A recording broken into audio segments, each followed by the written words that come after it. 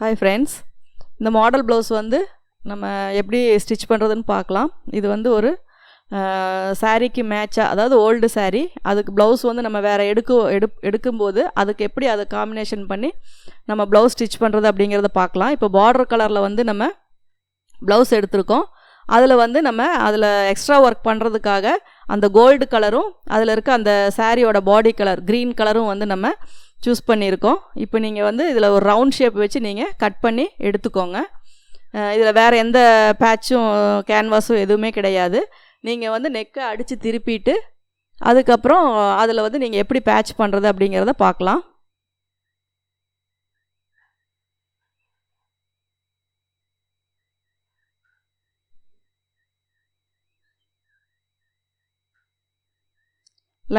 Lining cut பண்ணி நம்ம அதோட மெயின் கிளாத்தையும் வச்சு கட் பண்ணிட்டோம். இப்போ எப்பவும் போல் நம்ம ஸ்டிச்சிங் பண்ணிக்கலாம். இது ஸ்லீவுக்கு வந்து ஒரு பார்டர் மட்டும் நம்ம அந்த கோல்டு கலர் கிளாத்தில் வந்து வச்சிடலாம். ஏன்னா ஸ்லீவ் வந்து நம்ம செப்பரேட்டாக எடுத்த கிளாத் அப்படிங்கிறனால ப்ளெயினாக இருக்கும். அதனால் யூஸ்வலாக நம்ம பண்ணுற மாதிரி நெக்குக்கும் ஸ்லீவுக்கும் வந்து நம்ம பார்டர் பண்ணிக்கலாம். சப்போஸ் அப்படி இல்லை அப்படின்னா நீங்கள் பெட்டல் ஸ்லீவ் மாதிரி டபுள் கலர் வர மாதிரி கூட இந்த சாரீக்கு வந்து நீங்கள் ஸ்லீவ் வச்சுக்கலாம்.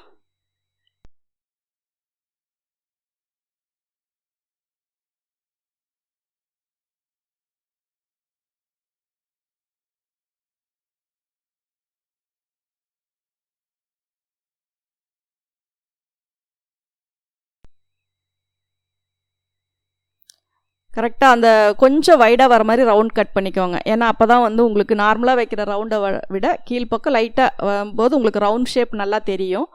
அதில் வந்து நீங்கள் பேட்ச் ஒர்க் பண்ணும்போது தான் அது கொஞ்சம் கிராண்டாக தெரியும். இல்லாட்டினா ரொம்ப ஒரு மாதிரி யூ ஷேப் மாதிரி வரும். இது கீழ்ப்பக்கம் மட்டும் கொஞ்சம் வைடாக கட் பண்ணிங்கன்னா உங்களுக்கு நல்லா ரவுண்ட் ஷேப் மாதிரி வரும். அதை வந்து நீங்கள் வந்து அடித்து திருப்பி நீடில் அளவுக்கு தையல் போட்டுக்கோங்க. அப்புறம் சைடு ஃபுல்லாகவுமே நீங்கள் ஸ்டிச் பண்ணி எக்ஸ்ட்ராஸ் எல்லாத்தையுமே கட் பண்ணிக்கோங்க.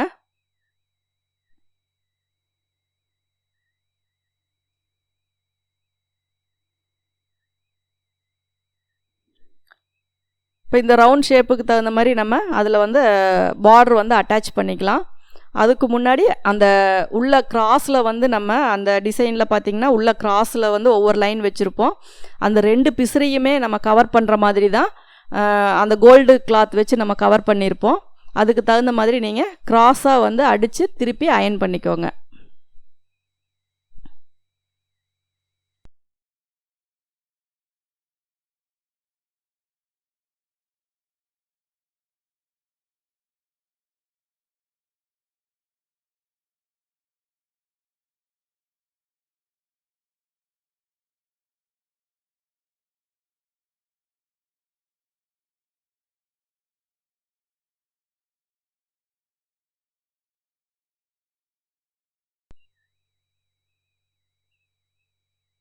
இது வந்து கோல்டு கலர் கிளாத்து. இதுவும் வந்து உங்களுக்கு பார்டர் வைக்கிறதுக்கு தான். அதனால் ஃபுல்லாக கிராஸில் நீங்கள் அதை வந்து அடித்து திருப்பி அதையும் நீங்கள் அயன் பண்ணிக்கோங்க. உங்களுக்கு எவ்வளோ அகலம் வேணுமோ அந்த அகலத்துக்கு தகுந்த மாதிரி நீங்கள் வந்து அது தையல் போட்டுக்கலாம். நல்லா 1/4 இன்ச் வேணுமா, 1/2 இன்ச் வேணுமா, 3/4 இன்ச் வேணுமா, அந்த டிசைனுக்கு தகுந்த மாதிரி அதை நீங்கள் தையல் போட்டுக்கலாம். ஃபஸ்ட்டு தையல் போட்டு ஈவனாக வரலைன்னா நீங்கள் மறுபடியும் 2வது தையல் போட்டு அந்த கரெக்டாக இல்லாத இடத்துலலாம் ஸ்ட்ரைட் பண்ணிக்கலாம். அதுக்கப்புறம் நீங்கள் கம்பி வச்சு அதை திருப்பிட்டு நீட்டாக அயன் பண்ணிக்கோங்க.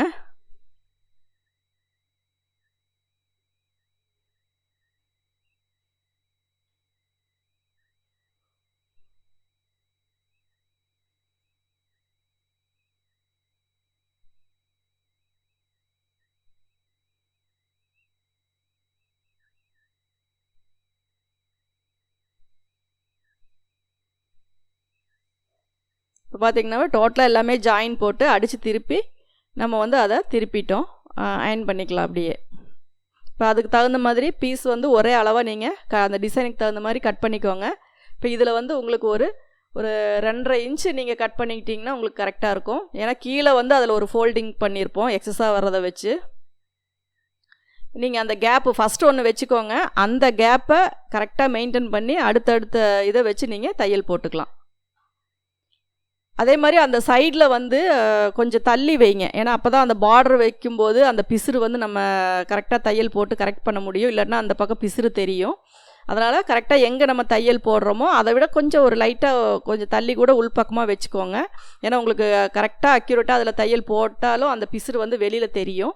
அதனால் அந்த க்ரீன் கிளாத் வந்து நெக்கு பக்கம் தெரியாத மாதிரி நீங்கள் கொஞ்சம் ஒரு பாயிண்ட் உள்ளே தள்ளி வச்சுக்கோங்க.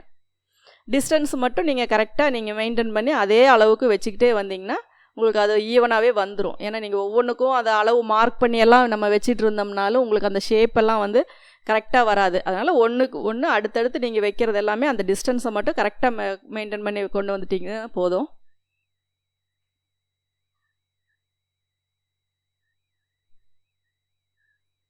அடுத்தது வந்து நம்ம பார்டர் எங்கே வைக்கிறோமோ அந்த அளவுக்கு நீங்கள் தையல் போட்டுக்கோங்க. இப்போ கரெக்டாக இதில் ஒரு 1.25 இன்ச்சு கேப்பில் வந்து நம்ம வந்து தையல் போட்டுக்கலாம்.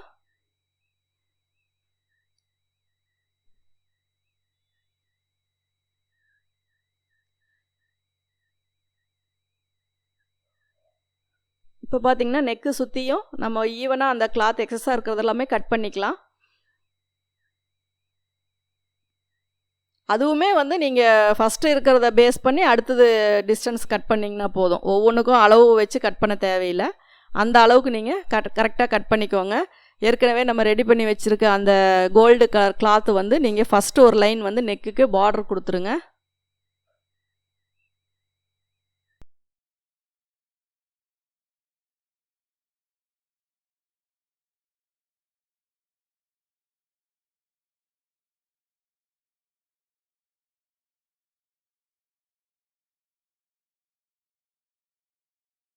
இப்போ பார்த்தீங்கன்னா ஈவனாக அதே அளவுக்கு நீங்கள் வச்சுக்கிட்டிங்கன்னா அது ஒரு சின்ன சின்னதாக சென்டரில் வந்து பாக்ஸ் மாதிரி வரும்.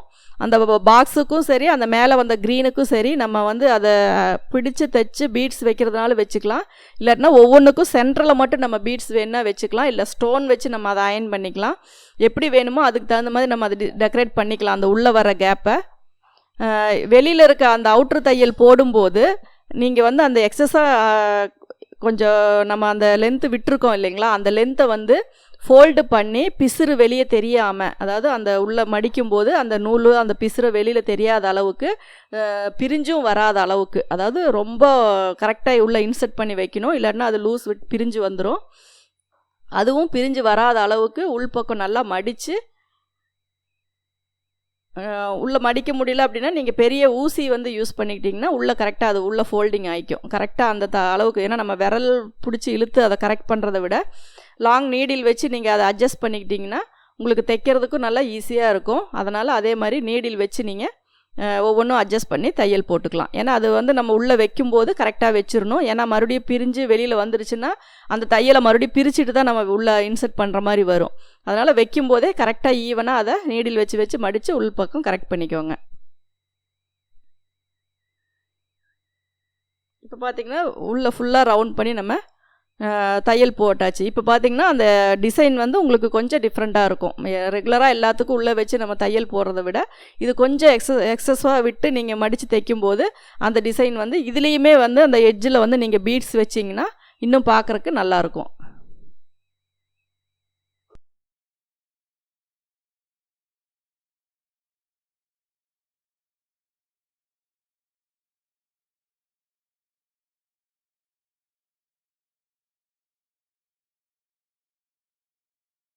இப்போ ஃபுல்லாக வந்து உங்களுக்கு வந்து இது ஒரு பாலிகாட்டன் கிளாத் அப்படிங்கிறனால உங்களுக்கு வந்து ரொம்ப ஒரு மாதிரி க்ரஷ் வர மாதிரி இருக்கும். அதை நீட்டாக நீங்கள் அயன் பாக்ஸில் வச்சு பேக் சைடு திருப்பி வச்சு நல்லா அயன் பண்ணிங்கன்னா அந்த தையல் எல்லாமே உங்களுக்கு வந்து நல்லா ஃப்ரீயாக வந்து கரெக்டாக உங்களுக்கு வந்து ஃபார்ம் ஆகிக்கும்.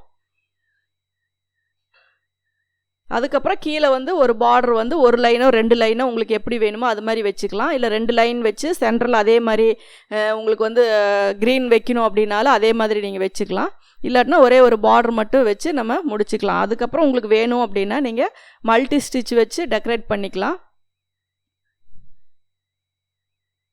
அந்த வளைவு ஷேப் மட்டும் கரெக்டாக 2 பக்கமும் ஈவனாக வரணும். அதுக்கு தகுந்த மாதிரி நீங்கள் 2 ஒன்றா மடித்து வச்சு அந்த ஆம்ஹோல் பேக் சைடில் வந்து ஒரு நாச் போட்டுக்கோங்க.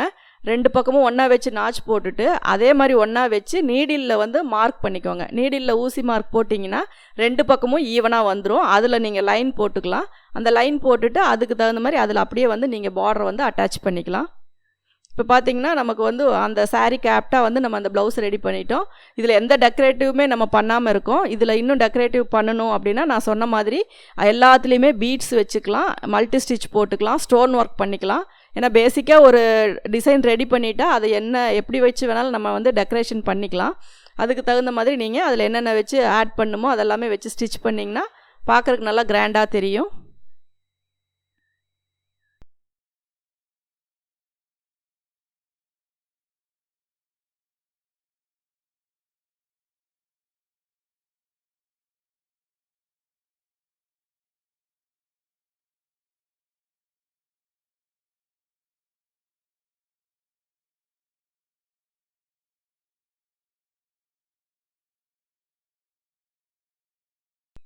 இதே மாதிரி டிசைன் உங்களுக்கு கைக்கு வேணும்னாலும் நீங்கள் வச்சுக்கலாம். ஃப்ரண்ட்டுக்கும் அப்படியே கண்டினியூ பண்ணாலும் பண்ணிக்கலாம். ஏன்னா மேக்ஸிமம் பேக்குக்கு தான் நம்ம அதிகம் எல்லா பேட்ச் ஒர்க்கும் பண்ணுறோம். ஒரே மாதிரி இருக்குது அப்படின்னா நீங்கள் ஃப்ரண்ட்டுக்கும் ஸ்லீவுக்குமே வந்து இதே மாதிரி நீங்கள் வந்து வச்சுக்கலாம். இப்போ பார்த்தீங்கன்னா இதில் ஒரு க்ரீன் கலர்லேயே மல்டி ஸ்டிச், ஏன்னா இதில் வேறு எந்த கலருமே நம்ம வந்து ஆட் பண்ண முடியாது, சாரியில் இருக்க கலர்ஸ் மட்டும்தான். அப்படி இருக்கும்போது நீங்கள் அதே க்ரீன் கலர் கோல்டில் வந்து க்ரீன் வந்து ரொம்ப காடியாக இல்லாத மாதிரி நீங்கள் வந்து அதில் ஒரு டிசைன் சூஸ் பண்ணி நீங்கள் அதில் போட்டுக்கலாம். அதே மாதிரி பீட்ஸ் வச்சு ஸ்டிச் பண்ணிக்கிட்டிங்கன்னா கோல்டு கலர் பீட்ஸ் வச்சு ஸ்டிச் பண்ணும்போது இன்னும் கொஞ்சம் அது கிராண்டாக தெரியும்.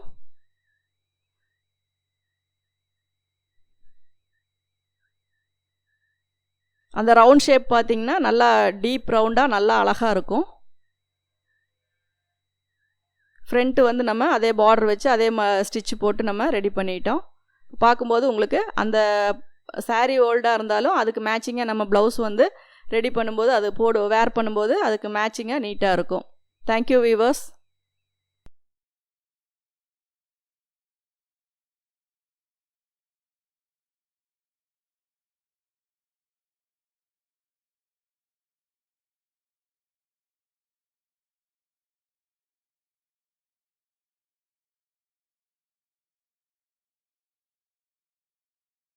நீங்கள் தொடர்ந்து இந்த சேனலை பார்த்து யூஸ் பண்ணிக்கணும் அப்படின்னா இந்த சேனலை சப்ஸ்கிரைப் பண்ணுங்கள், பெல் பட்டன் ப்ரெஸ் பண்ணுங்கள், உங்கள் ஃப்ரெண்ட்ஸ் கிட்ட ஷேர் பண்ணுங்கள். அதில் ஏதாவது உங்களுக்கு கமெண்ட்ஸ் தெரிவிக்கணும்னா கமெண்ட்ஸ் பாக்ஸில் போடுங்க. தேங்க்யூ ஃபார் வாட்சிங்.